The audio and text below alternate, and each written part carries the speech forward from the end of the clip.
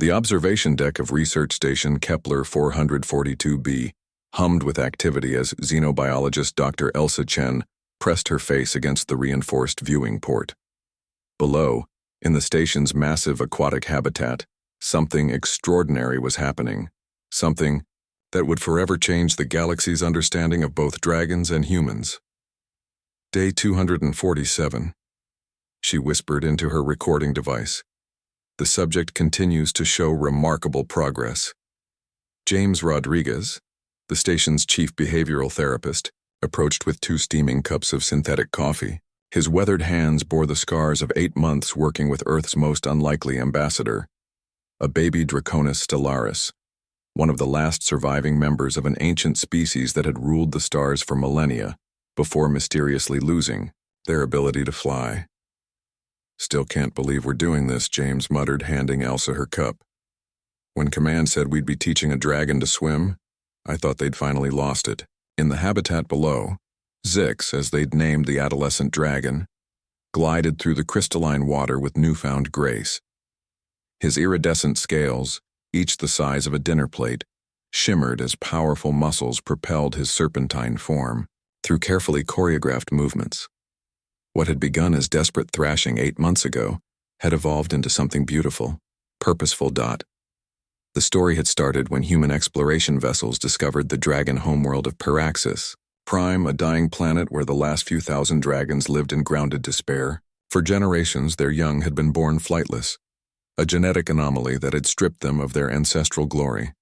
The proud species that had once soared between stars now crawled upon barren ground, their massive wings nothing more than ornamental reminders of what they'd lost. Most galactic civilizations had written them off as an evolutionary dead end. But humans, as they often did, saw potential where others saw only failure. Dr. Chen had been the first to notice the similarities between dragon wing mechanics and marine propulsion systems. "Look at the bone structure," she had argued in her presentation to the Interspecies Cooperation Council. "The wings aren't designed just for air. They're designed for fluid dynamics. These creatures didn't lose the ability to fly. They forgot how to prepare for it." The theory was radical, that young dragons had historically learned to fly by first mastering movement through denser mediums. Ancient Paraxis had been a water world before ecological collapse dried its oceans. The dragon's wings had evolved to provide lift in both water and air, but without the aquatic training ground, the neural pathways for flight never properly developed. James had been skeptical when Zix first arrived, a dejected creature barely larger than a horse, his golden eyes dim with generations of inherited hopelessness. The young dragon had initially refused to enter the water, his proud species instincts rebelling against what seemed like further humiliation. But humans possessed something that had served them well throughout their short but remarkable history. Stubborn patience combined with creative problem-solving. "Easy, big guy," James had coaxed during those first difficult weeks, slowly walking Zix through shallow water exercises. "We're not giving up on you." The breakthrough had come in month 3 when Zix finally understood that the water wasn't meant to diminish him. It was meant to teach him. As his confidence grew, so did his strength. The aquatic resistance training developed muscle groups that had remained dormant in previous generations of grounded dragons.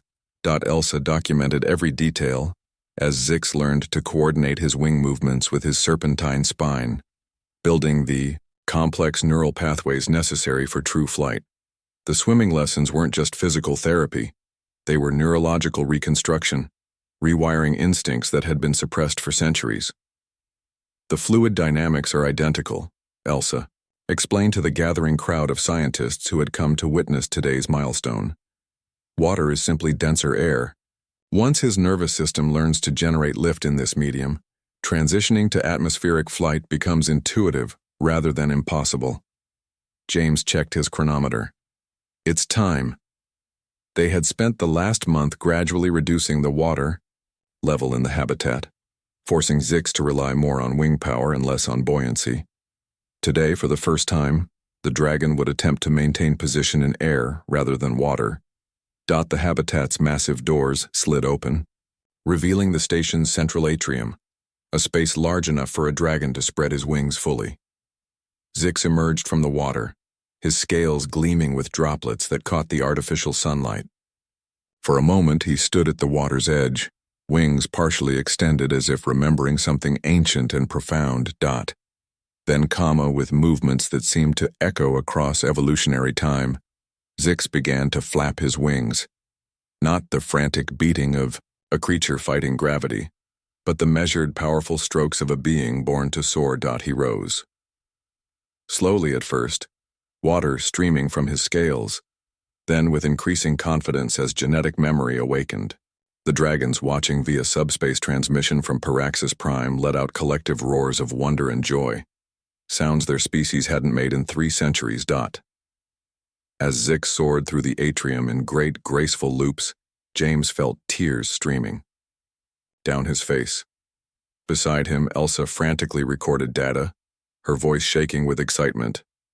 "Flight achieved," she announced to the galaxy. "Repeat, flight achieved. The dragons are returning to the stars." In the months that followed, human-designed, aquatic training centers would be established on Paraxis Prime and dozens of other worlds. The technique that James and Elsa had developed would be known as the Rodriguez-Chen Protocol, and it would restore an entire species to their rightful place among the stars. But in that moment, watching Zix perform barrel rolls with the pure joy of rediscovered birthright, they simply marveled at what was possible when someone refused to accept that dreams were dead. When someone believed that even the impossible could learn to fly again, one swimming lesson at a time. The dragons had ruled the galaxy once through power and majesty. Now they would soar again, taught by the stubborn ingenuity of a species that had looked at a grounded dragon and seen not a failure, but a student who simply needed the right teacher. Humanity, as his gift to the galaxy, wasn't just technology or medicine. It was hope, persistence, and the unshakable belief that no dream was ever truly lost.